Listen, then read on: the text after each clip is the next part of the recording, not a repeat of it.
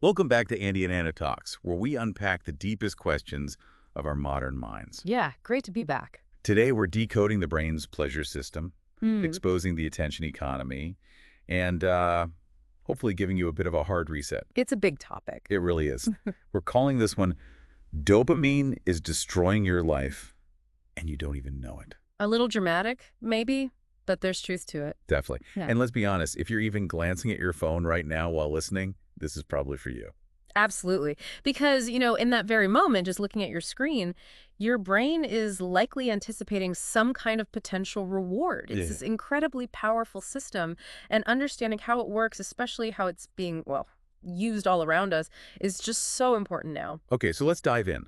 What exactly is dopamine? We hear it linked to pleasure constantly. True, and it is. Dopamine is a neurotransmitter, so a chemical messenger in the brain. It plays vital roles in motivation, focus, learning, and yes, what we feel as pleasure. But, and this is key, it's a bit of an oversimplification to just label it the pleasure chemical.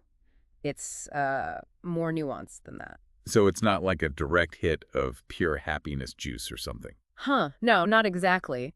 A better way to think about it really is as the chemical of anticipation. Anticipation. Yeah, the drive. It's the force behind wanting something, not necessarily the pure enjoyment you get once you actually have it. Okay, that makes sense. Think about reaching for your phone. That urge, that little pull, it isn't usually about the guaranteed delight of seeing a notification. Right, sometimes there's nothing there. Exactly. It's the possibility that something interesting or rewarding might be waiting for you.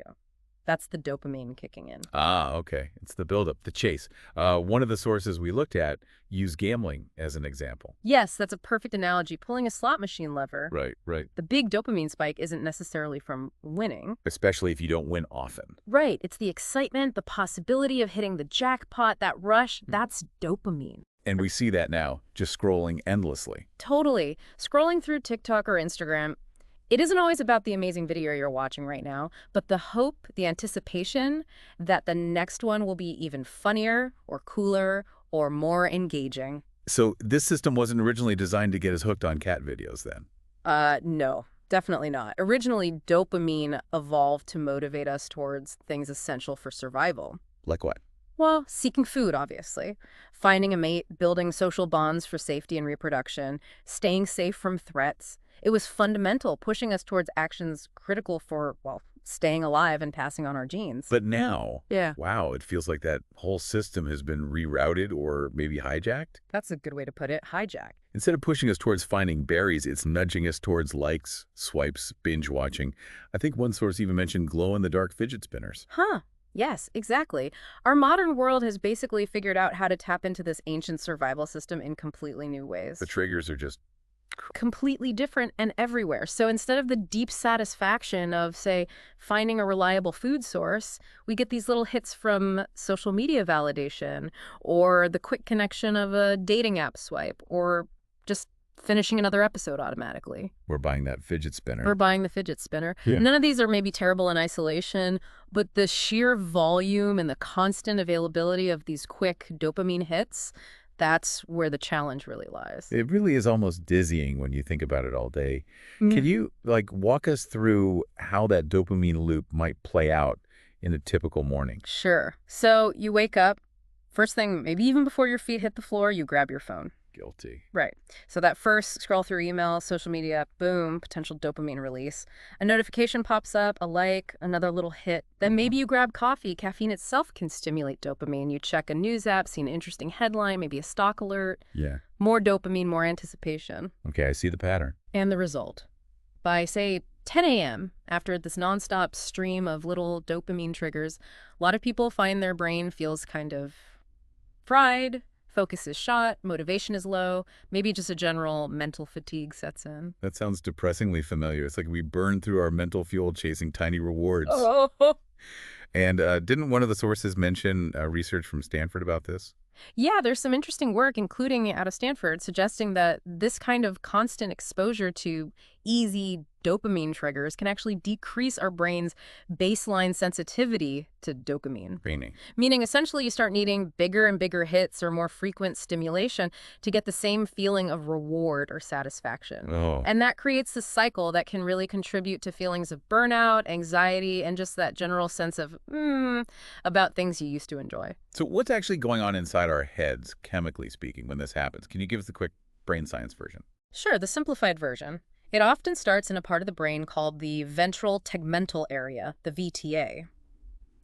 When we encounter something potentially rewarding, neurons there release dopamine. Ooh, okay. That dopamine then travels to other key areas. One is the nucleus accumbens. Think of that as a major reward hub. Another is the prefrontal cortex, which is crucial for decision-making, planning, controlling impulses. Got it. And basically, these areas talk to each other, reinforcing the behavior that led to the dopamine release. So it makes you want to do that thing again. Which brings us back to the phone checking. Exactly. Or the scrolling or the snacking. Right. One of the sources brought up that classic rat experiment. How does that show dopamine's role in wanting things? Yeah, that's a fascinating one. So they trained rats to press a lever for food. Simple enough. Okay. But then when they blocked the dopamine signals in the rats' brains, something really interesting happened. The rats could still physically eat the food if it was put right in front of them. They still seemed to enjoy it. But they completely lost the motivation, the drive to press the lever to get the food themselves. Wow. So dopamine isn't the pleasure of eating.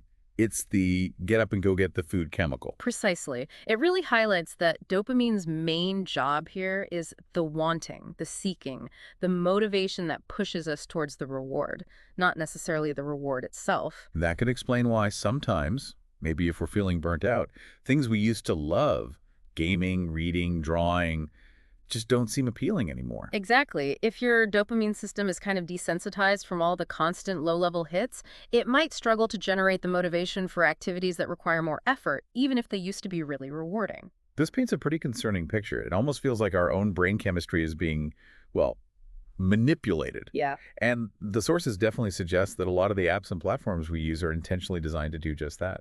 That's a huge part of it. Many social media apps, streaming services, games, they're absolutely built to tap into and exploit this dopamine system. They use things like variable reward schedules. Like slot machines. Exactly like slot machines. Think about notifications. They're unpredictable, right? You never know when you'll get one or what it will be. That keeps you checking. Or the endless scroll on TikTok. Perfect example. Auto-playing videos just keep coming, always promising something better next, keeping you swiping in anticipation. Even Netflix asking, "Are you still watching?" It's designed to nudge you back into that dopamine loop of consumption. It really is like having a digital slot machine in our pocket. Didn't Tristan Harris, the former Google ethicist, talk about this? Yes, he's been very vocal. His point that technology is not neutral, it's designed to be addictive, really gets to the heart of it. It's built for engagement. Maximum engagement. And leveraging our dopamine system is, frankly, a highly effective way to do that. The term dopamine hijacking, which you hear from tech insiders sometimes, really describes this intentional exploitation of our brain's reward pathways. Okay, this is incredibly eye-opening, but maybe also a bit overwhelming. How can we actually tell if our own dopamine system might be out of whack? Are there signs? Yeah, definitely. There are several things you can look out for, kind of like a self-check. Do you find it really hard to focus on tasks that are, important but maybe a bit boring? Do you find yourself constantly switching between browser tabs or apps or tasks without really finishing anything? Maybe.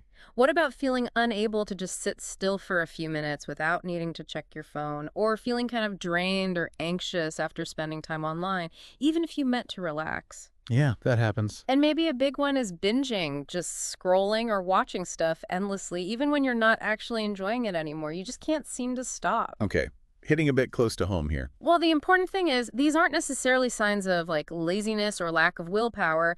They can genuinely be signals that your dopamine system is struggling to find a healthy balance. Right. So if we recognize some of this in ourselves, what can we actually do?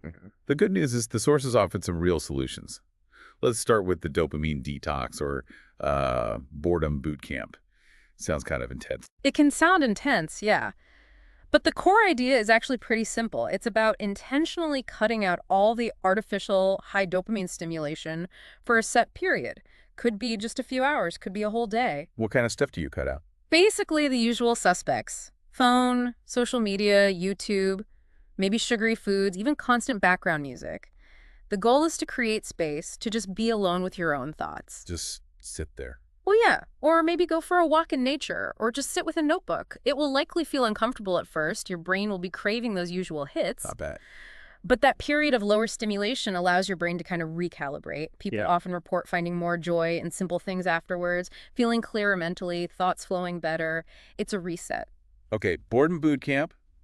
Maybe start small. Yeah. What's next for getting focus back? Single tasking came up a lot. Yes, single tasking is such a powerful antidote to the constant dopamine-driven switching, instead of that mental juggling act. Which usually means dropping all the balls anyway. Exactly. Try dedicating a solid block of time. Maybe start with 30 minutes to one single task. No checking email, no glancing at your phone. Just focus. Like deep work.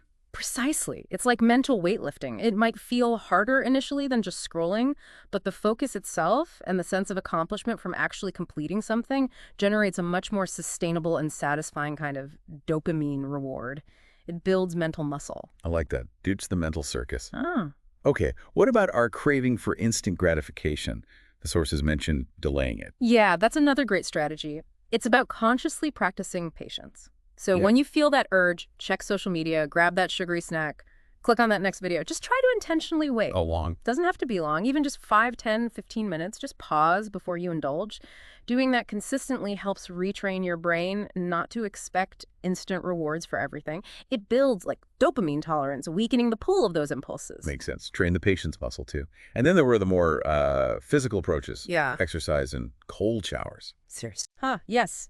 Exercise is fantastic, we know that. Regular physical activity is a brilliant way to naturally boost dopamine levels sustainably, plus all the other brain benefits. Okay, exercise I can do. The cold showers, though. Well, the science is interesting. Exposure to cold, like a quick cold shower, has been shown to trigger a pretty significant and surprisingly long-lasting release of dopamine, plus other things like alertness. You feel like a Spartan warrior afterwards, maybe. Or just someone who's very awake. It's definitely bracing, but effective for some. Okay, I'll think about the cold showers. The last big strategy was this idea: create before you consume. What's that about? The idea there is to deliberately shift your brain's default mode at the start of the day, instead of immediately reaching for your phone and passively taking in information. Which is so easy to do. So easy. Try starting with some kind of active creation. Could be anything, writing a few sentences, sketching an idea, planning your day, working on a project. Anything that involves output. Why does that help? It primes your brain for active engagement and actually generates its own dopamine reward through the process of creating, which feels different, often more satisfying, than the dopamine from just passively consuming content. It sets a different tone for the day. Consumption isn't bad, but prioritizing creation helps balance things out. Got it. So putting it all together, this has been super insightful. The main message isn't dopamine is evil, get rid of it, right? Because we need it. Absolutely not. We need dopamine for basic motivation. As one source joked, you need it just to get up and go to the bathroom. It's vital. Right. The problem is when we get stuck constantly chasing those easy, tiny, short-lived hits, our brain starts to prioritize those over the things that bring deeper, more meaningful satisfaction but require more effort or patience. It's like short form versus long form dopamine stories. That's a great way to put it. Are you living on a diet of quick dopamine snacks like endless fleeting reels? Or are you also investing in the long-form stories, building skills, learning complex things, connecting deeply with people, achieving real goals? That final analogy about the brain as a speaker system really stuck with me too. Can you just frame that again? Sure. Imagine your brain's ability to experience reward is like a really good speaker system. If you constantly blast it with loud, distorted, cheap dopamine, hits the endless scrolling, the instant gratification, it's like blowing out the speakers. Okay. Over time, the system gets damaged, desensitized. It can't appreciate the subtle, beautiful, complex sounds anymore. You lose the richness. So dialing back the noise helps. Exactly. By intentionally reducing that constant loud stimulation, by embracing some boredom, by single tasking, by delaying gratification, you allow the system to recover, to recalibrate. You create space for silence, for stillness, for focused effort. And then you start to hear the full symphony again, the deeper, richer rewards that life offers. Wow. So the big takeaway is don't just let dopamine pull you towards the next notification or the endless scroll. Use that drive, channel it towards things that are actually worth waiting for, worth working for. Precisely. Seek meaning, not just momentum. That kind of sums it up, doesn't it? That's a really powerful thought to end on. Seek meaning, not just momentum. If you found this deep dive useful, definitely share it with a friend, maybe after you've both tried a mini dopamine detox. Yeah, maybe compare notes. Thanks for tuning in for this. It's important stuff. Absolutely. Catch you next time, humans. Stay focused, stay curious,